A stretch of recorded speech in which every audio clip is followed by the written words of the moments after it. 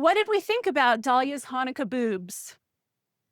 Uh, I have never thought that that was something Dahlia needed.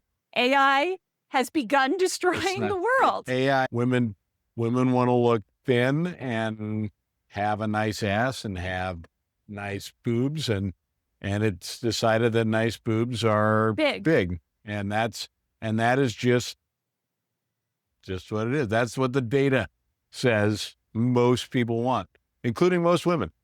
But that terrifies me for the future of dating.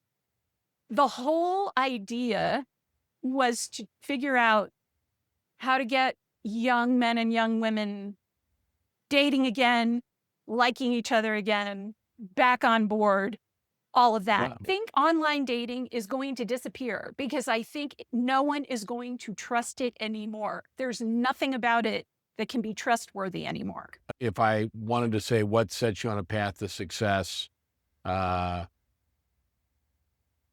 love, just love alone, or love and money. I definitely married for money, and I earned every fucking dime, and I will never, ever marry for money again.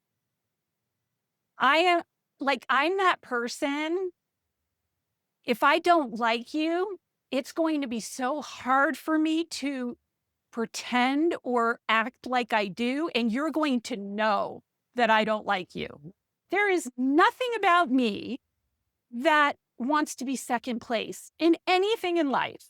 So the thought of being the other woman in any situation is nauseating to me. When are you going to write a book about how many women are losers? I could write that book. Or as many of my guy friends have said, when are you going to write the book?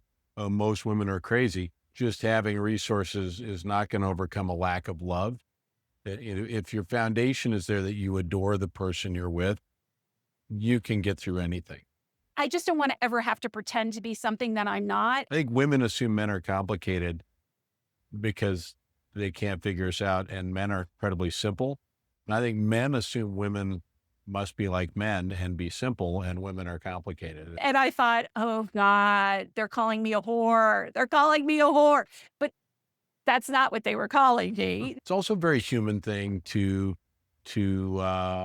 crave what you can't have, or to crave the forbidden, or to crave something new. And which also, especially for men, explains an awful lot of cheating. And I, of course, my whole belief is monogamy is not for everybody. And if you know it's not for you, then don't do it, and don't pretend. Well, newsflash. Yeah. Newsflash, unless you marry Sting, most of the time in your relationship is not going to be having sex. And if your spouse needs to take all the air out of the room by saying, I also am going to take the title of best friend, that's unhealthy. And it's to be respected psychologically. All right. Okay. Revered personally. Ravished physically. Nice. You have to have all three. The whole trick to keeping the spark going is caring about your partner, working every day to remind yourself how lucky you are, to remind your partner how handsome they are or how pretty they are.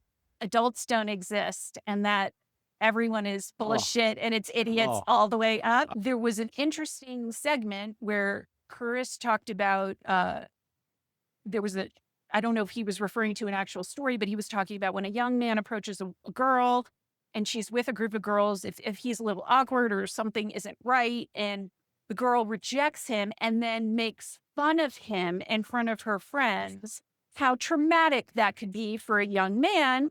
I would rather see the guy at the bar, be terrified of going up to him or talking to him or buying him a drink. And I would rather be rejected than to go home and ponder for the next month. I thought one of the things that Galloway pointed out pretty well is, some of these swipe right apps, 10% of men are thrilled with it. And then 90% of men don't get in. And if he puts his hand on your boob and you have to push his hand off, that's normal. That's called a date. Having children is like setting a bomb off. Having children is like setting a bomb off in your relationship.